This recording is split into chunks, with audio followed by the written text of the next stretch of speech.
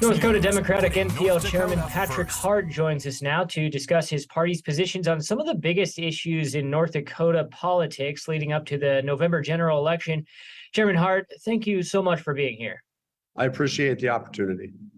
Now, Chairman Hart, should Governor Gov Burgum take a stance on the Fufang project now that Senators Kevin Cramer and now Senator John Hoeven have come out against the Chinese corn milling plant just 12 miles away from the Grand Forks Air Force Base? Well, I think the time for him to come out has already come and gone, regardless of what Hoeven and Cramer does.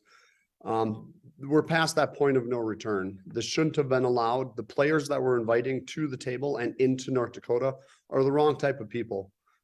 Beyond that, I understand that the wet milling process is going to take a lot of resources as far as water. And I think that we really need to do research and do an analysis on that before we invite something like that. Do you think Attorney General Drew Wrigley should make the spokeswoman for the late and former Attorney General Wayne Stenjum and former Deputy AG under Stenjum, Troy Seibel, available to the media? They were employed under his watch when all of this broke open. Absolutely. What happened with the Attorney General and the deletion of, up to 20 years of email is absolutely ridiculous. The thing that gets me the most is the amount of discovery that's potentially in those emails on cases like Susan Balla's and et cetera. So I think we really need to get that back.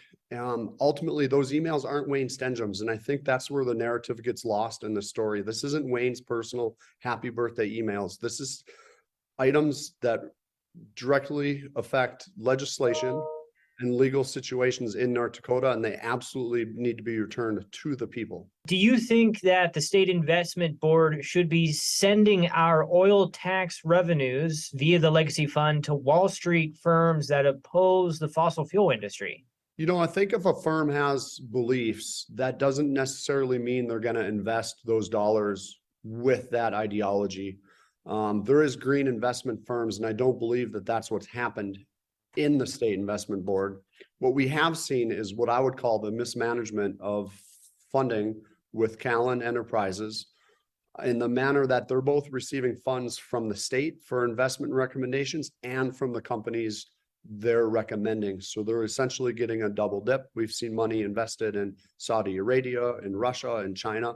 And we absolutely have to bring that money back to North Dakota. We can make investments locally that I think will get as big or a bigger return on investment and still keep that money liquid and available when we need it. Now, former Miss America and Harvard Law grad Cara Mund said that the U.S. Supreme Court's ruling to overturn the constitutional right to abortion was what prompted her independent bid for U.S. House. Now, doesn't Mund represent the Democratic Party's stance on abortion rights? We've endorsed, candidate Mark Haugen, and we stand behind him as our endorsed candidate at the state convention. He won that endorsement, hands down. I think it was 98% of the votes. So we're definitely standing behind him.